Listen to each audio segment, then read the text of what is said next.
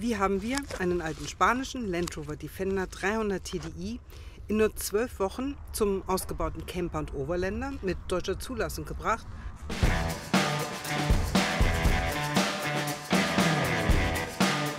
Oh, der Motor raus, der Kühler ist raus.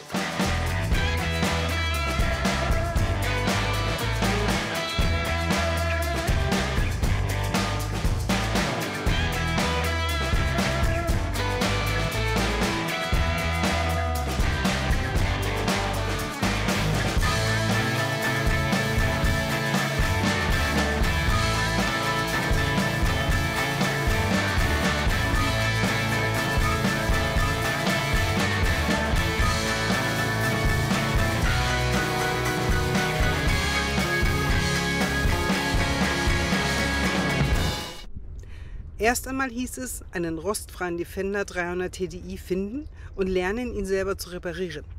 Uns war klar, wenn wir mit einem Defender bis nach Südafrika wollen, müssen wir ihn selber schrauben können. Und genau hier lagen die Probleme, denn keiner von uns hatte diesen Skill und wo können wir unter Anleitung lernen, einen Defender zu reparieren. Aber das Wichtigste zuerst, der Defender. Nach langen Internetrecherchen und endlosen Telefonaten war es Zufall, dass Robert auf einen Händler stieß, der uns einen spanischen rostfreien Defender besorgen konnte und sich dann auch noch auf einen Deal einließ, dass Robert den Defender in der Werkstatt unter seiner Anleitung durchreparieren kann und er das Projekt bis zur TÜV-Abnahme begleitet. Okay, also hier habe ich jetzt gerade den Vertrag unterschrieben für unseren Defender aus Spanien. In 2 Wochen wird er hier sein. Und da hinten in der Werkstatt werde ich dann die nächsten 4 bis 6 Wochen verbringen, um ihn aufzurichten. Ich freue mich riesig. Nach einigen Wochen war es dann soweit. Der Defender stand auf dem Hof und der Spaß begann.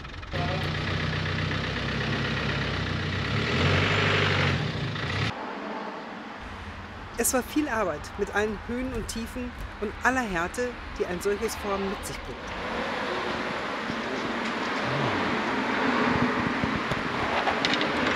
Der Chef sagt, ich bin zu langsam. Ich bin die Linke und muss heute Drehen wir die Kurbelwelle nach.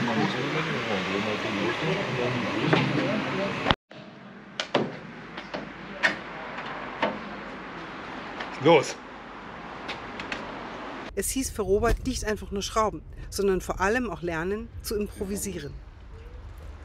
Dieses Loch vergrößert in Spanien irgendwann, irgendwo.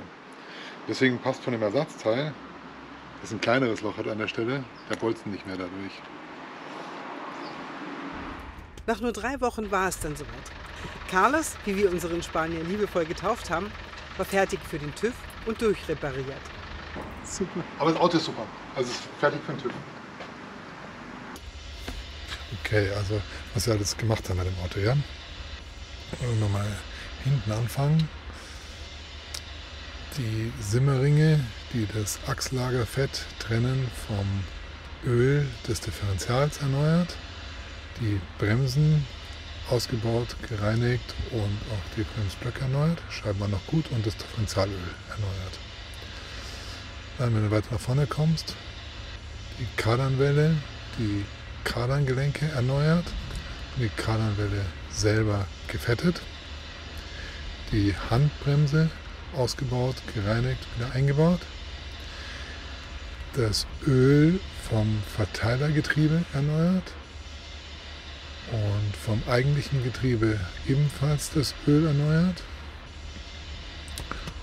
Und auch bei der vorderen Kardanwelle die Gelenke erneuert und die Welle gewechselt, das Motoröl gewechselt, die Spurstange erneuert und von den Achskugeln die Dichtungen erneuert und innen neues Achskugelfett.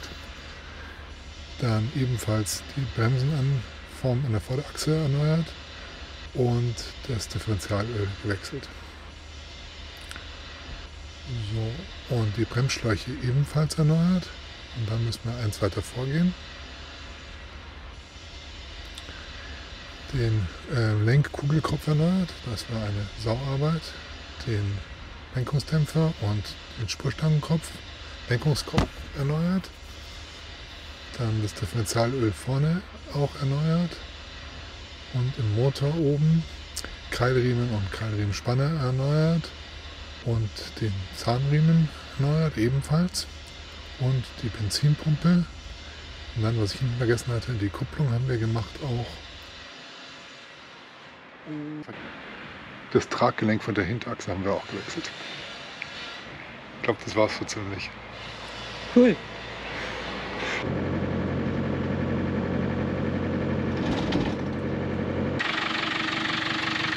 Klingt gut, oder? Geht super.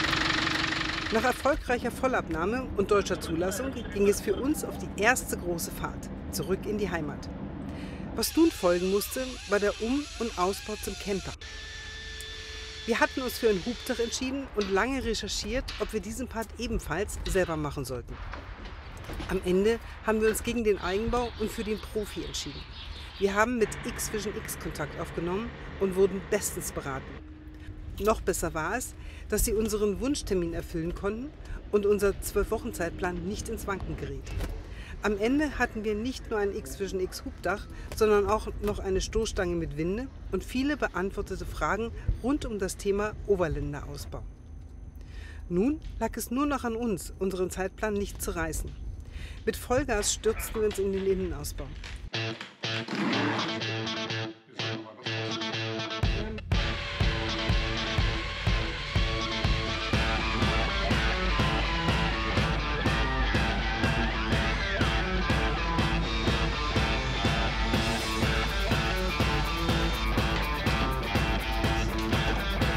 Wir planten den Innenraum, bauten Prototypen der Möbel, passten diese immer wieder an, bevor es an die richtigen Möbel ging.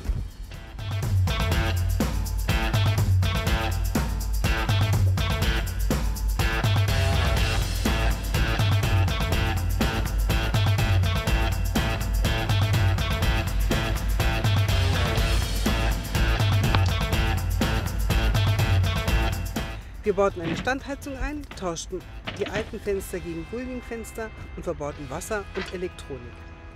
Die Standheizung braucht Benzin. Ja? Und das saugt sie mit dem Ding aus dem Tank und tut es dann hier über eine Leitung nach vorne bringen zur Heizung. So, deswegen muss das in den Tank. Dafür habe ich den Einfüllschlauch in 2 Teile geteilt und dann kommt zwischen den Schlauch von vorne und von hinten quasi als Schelle der Einfüllstutzen. Ja genau, jetzt füllen wir das in den Tank ein. Also gleich so.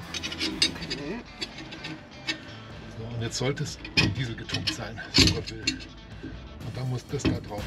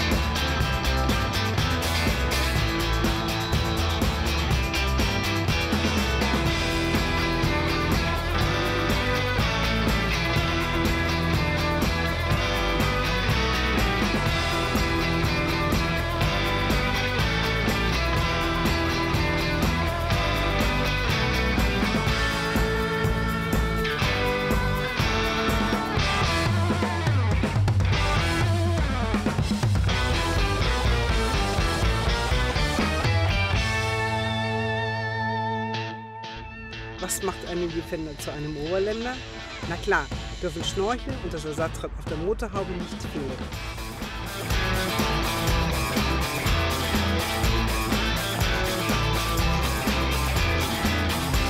Jetzt sind wir reisebereit. Wir haben in nur 12 Wochen aus einem alten spanischen Defender einen Camper und Overländer gemacht, gelernt ihn zu reparieren, kennen jede Schraube und jedes Kabel und starten nun voller Vertrauen in uns und unser Auto auf unsere Reise quer durch den afrikanischen Kontinent.